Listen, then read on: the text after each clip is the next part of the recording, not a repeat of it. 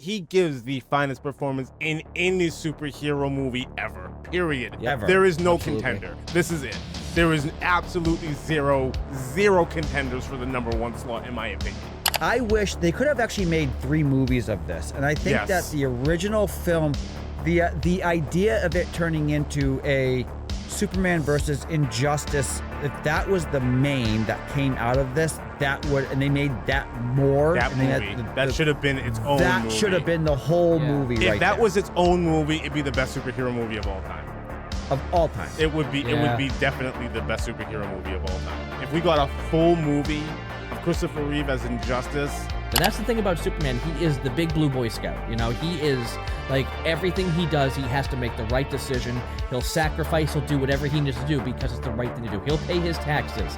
He will, walk the old woman across the street. He will do everything he needs to do to be morally right.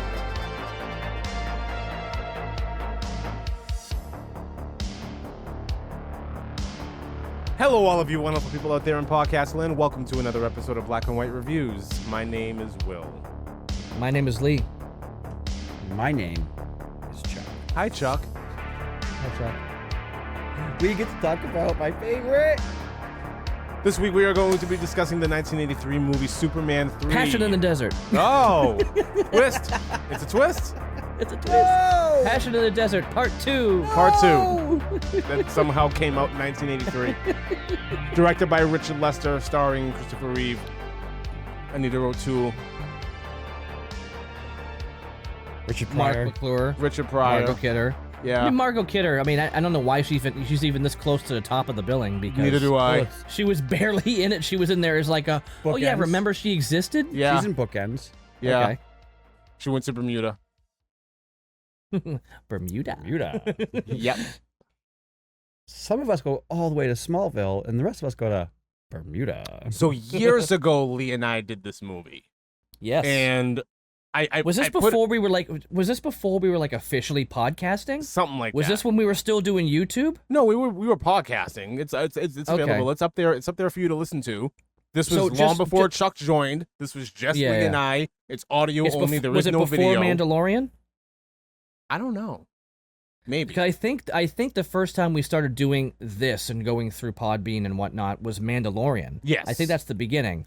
But we've been doing so. Just to I would kinda have to get go back look. to it for I a would second. have to go look and see exactly when this was released. When we released this. The specific- earliest I yeah. could find, in my files, which you probably have more than I do somewhere, was June 2019. We did something. Maybe. Does that sound like when we started this?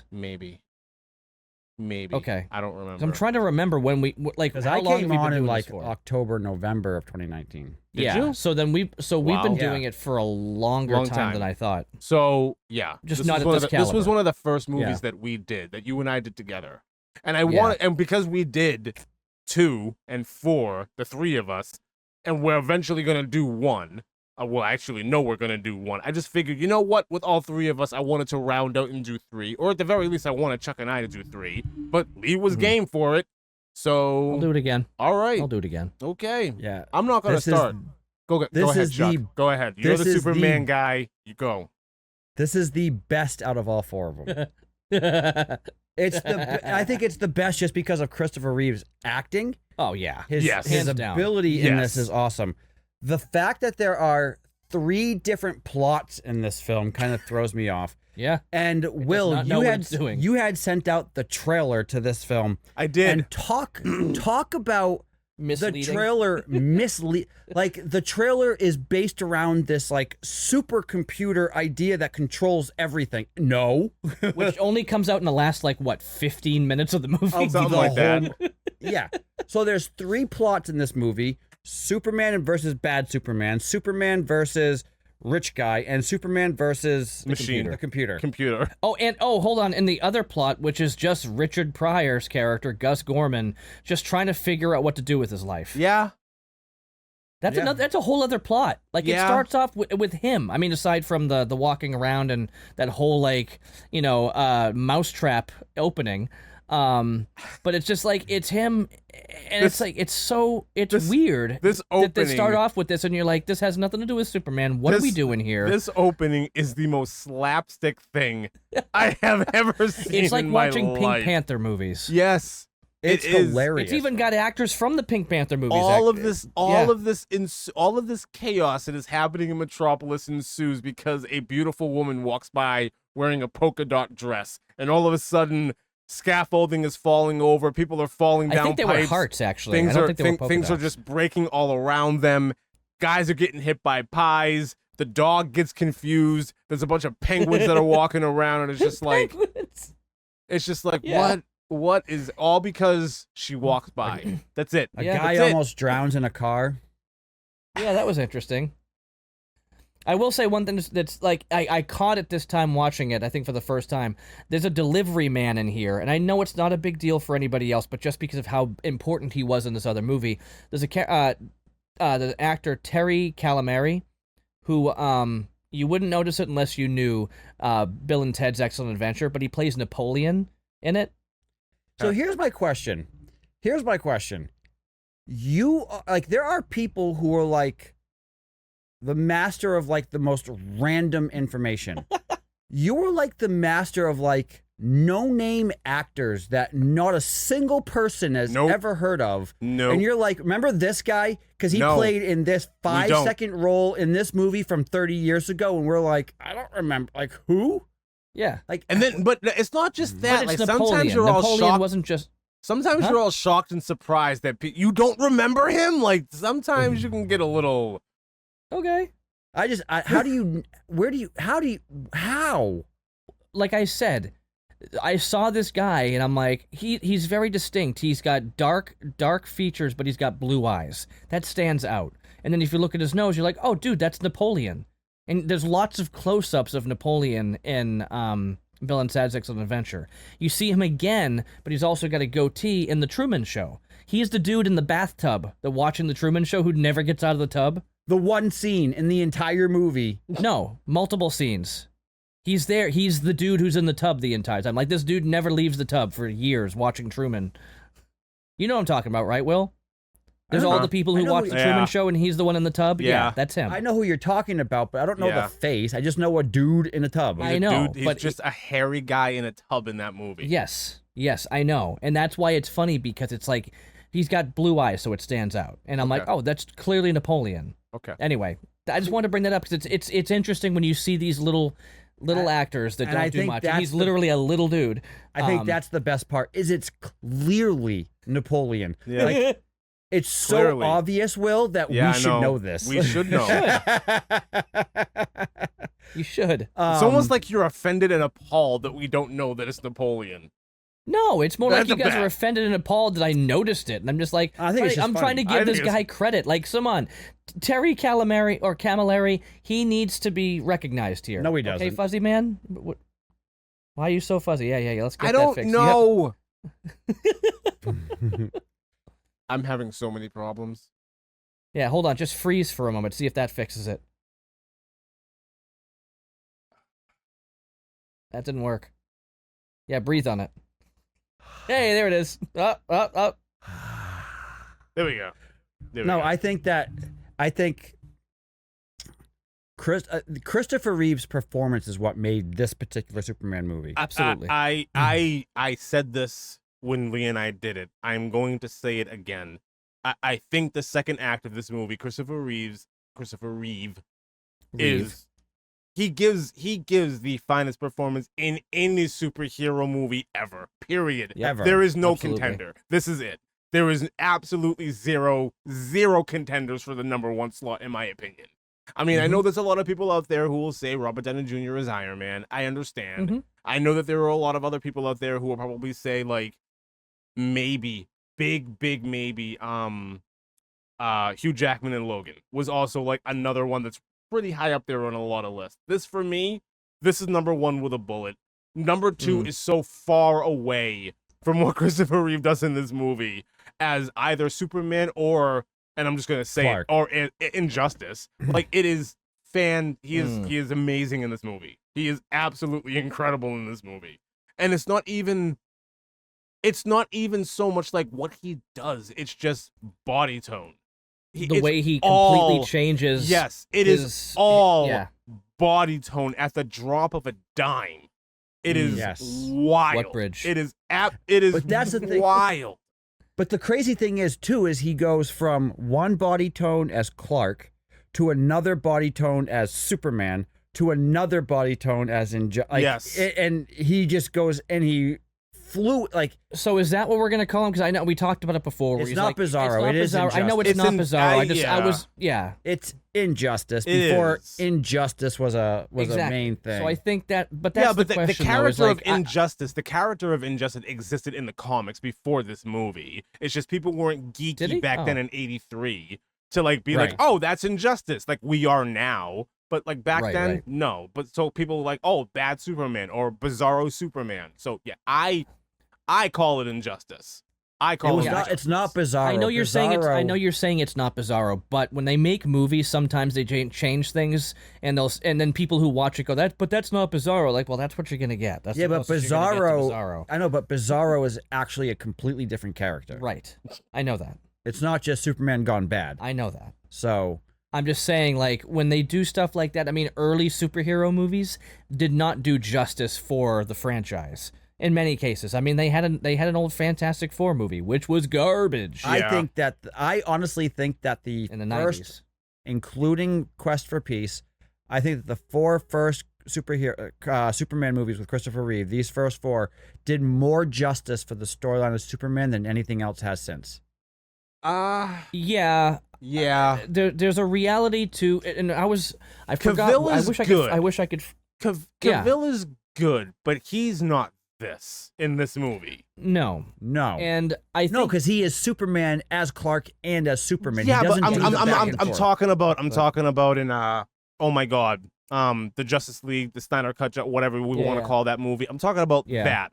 Like when he comes back to life and he's like you could tell that he's not giving it his all and he's just toying with everybody, and then he I'm off, and then he goes away and he like regroups. Like we did not get a proper Injustice with Cavill at all, and no. Right. it wouldn't have worked. It wouldn't have Well, worked. I mean, they think tried this to when is- they did that dream sequence thing. And I think I that guess I so. think that, and I Or even think the that future, whatever. I even Yeah. think that Brandon Routh was Routh was a better yeah. Clark than Cavill was. Well, because Okay. he totally nailed Christopher Reeve's version of Clark. Yeah, spot on.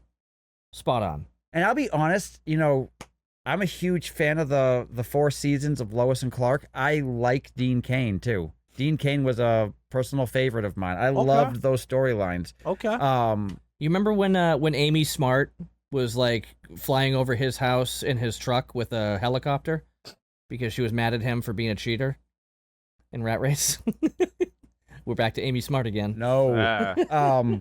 This movie though, I think they're seeing Annette O'Toole, as Lana Lang, and then she Yeah. reprises her role as Martha Kent in It's not Smallville. reprising a role. That's just Well, she's reprising Yeah. her. it's a cameo. It's Being not. back. Yeah, It's not a cameo because she's in all 10 seasons of Smallville. I wouldn't call that reprising her role. That's a whole different. When I role. say reprising her, she is back in the story of Yeah. Superman, Yeah. and not Sure. just in a small way. She is a main character It's Right. fan servicey.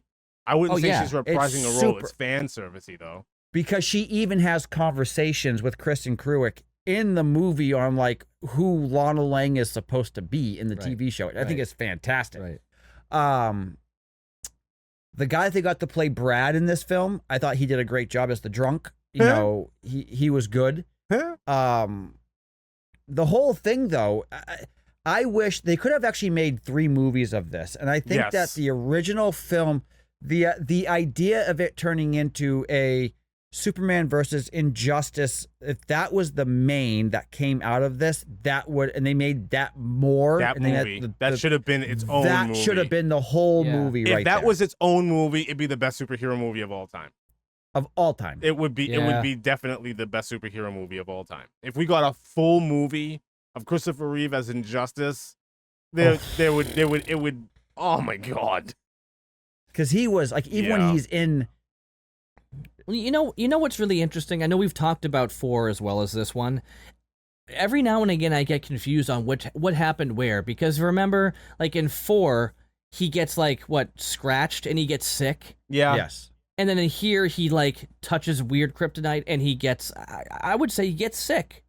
It's like the same type of thing that kind of happens. Evil. He gets, he gets just like he gives up all his morals. Yeah. You know, and it's, the cool thing about this is what I was going to get at, is there was an article I read recently, and it was about just like what's wrong with like Star Wars and a lot of the superhero things that are coming out today. And they were talking about stuff that George Lucas talked about when he originally did Star Wars. And I know here we are getting into Star Wars when we're talking about Superman, but bear with me. The idea of Star Wars was there is a clear good and a clear evil. And what they've been doing for the past 20 years now is doing this kind of anti-hero thing where there's no longer a clear distinction between good and evil. Maleficent started that. No, it didn't. No, it wasn't Maleficent. What I'm saying, it's not even just that. It's more just the difference between like, oh, I know that Superman is good. And that's the thing about Superman. He is the big blue Boy Scout. You know, he is like everything he does, he has to make the right decision. He'll sacrifice, he'll do whatever he needs to do because it's the right thing to do. He'll pay his taxes. He will, walk the old woman across the street. He will do everything he needs to do to be morally right. Then you get like Man of Steel, where he's like snapping necks and stuff like that, and like his character's not the same. It's not the same. He's not the good standing for truth, justice, and the American way. Like, he's not doing that. And that was the whole point about Superman. Like, it wasn't just about his strength, it was about his will and his ability to stay on the narrow path. I'm not getting into theology here, but the reality is like that was a very distinct thing. That's what made Superman stand out from the rest. Everybody else kind of had their things, but they kind of go back and forth. Batman, was the Dark Knight, so he did some stuff as a vigilante that was like, that's kind of questionable. He did all for revenge, but then he grew through it. But Superman was supposed to be like always on, and when he's off, like he does here in this movie is great because he turns because he's not himself. He's literally not himself. It's not that he's like, you know what, I don't care anymore. It's just like something was going on in his head that was throwing him off. And they had a fight, which we get into obviously, of him, good him versus bad him. And you see that good versus evil. That's what makes this movie good, but nowadays you won't get things like this because there's a justification for just like focusing on yourself and letting, finding a balance between good and evil, and everybody has to be walking in that gray line, And it's like, this is what's changed with cinema is now they're really pushing like, well, just because you're a bad guy does not mean you're a bad guy. That's what they're trying to push. So there's a huge difference in what they're doing with movies now, and I think that's why we have conversations. That's why we're doing this now, because there's that distinction is kind of gone. It's no longer black and white. It's that middle. It can't be. I know, because of the way the world is now. Well, it's not because of the way the world is. It's not because of the way the world is. It's because movies where you have the distinct, here's good and here's evil. There's not a lot of substance there. There's not a lot of meat to chew on because by the end of it, the good guy's gonna win. Where you have a lot of characters that are kind of living in a gray zone, and even in Star Wars, Luke was he did force choke some Gamorreans. Yes, Luke is teetering back and forth with that. So even Lucas was guilty of this. Right, but at the end, he chose to not fight. And that was the thing, is Luke was the strongest of all the Jedi because he faced the same thing his dad faced, but chose to stay balanced and on the light side. Which, again, we talked about that before. George Lucas's meaning for balance was Jedi. Jedi are balanced because they're balancing the Force. It's not like somewhere in the middle between dark side and light side. That was balance. So Luke was the greatest Jedi because he was faced with the temptation. He was faced with a situation that was almost impossible, but he said, no, I will not fight, dropped down his saber, and that's when he got attacked. But then he saved his father because his father saw the strength in him and said, I have to save him and do what's right. Sure. And that's what makes that movie so amazing, because that original trilogy showed the difference between good and evil, and good will sacrifice their own selves in order for good to prevail. I You don't know. don't get that anymore. Now it's all about just like, yeah, they made some questionable decisions and they sacrificed all these things, including people. And yeah, well, I mean, even though they're bad, they're not bad. So I just wanted to bring that up because it is a big deal. And Superman is very different because it stays on that this is clearly good and this is clearly bad. Well, even in Man of Steel, the only person he really kills is Zod. Yeah, Zod. I know. So outside of that, but do we want to get into spoilers, or do we want to just continue where we're at? Go ahead. Do what you got to do. Do the transition. Man, there's so many transitions. You guys are so brave. Good for you. Thank you. So to experience the rest of this transition, Viewer discretion advised. Subscribe to experience the rest of this transition. Subscribe to our OnlyFans, www.onlyfans.com/blackandwhite. Oh no. Where 3 men doing a podcast are now 3. No, I'm just kidding. when this goes up on YouTube, it'll be made not content for children. No. Come find us at patreon.com/blackandwhitereviews. Become a Patreon. A patron, whatever. A patron. Get some great merch, some great goodies. You can find us on all social medias at Black and White Reviews 1866 on YouTube and Instagram, and at Black and White Reviews on Facebook. With that being said, we're gonna head over now into non-spoiler territory. No, I'm just kidding. Spoiler territory. None. Okay. It's a twist with twisters. Sure. Twisty twist. Sure it is. So okay. My favorite part of this movie.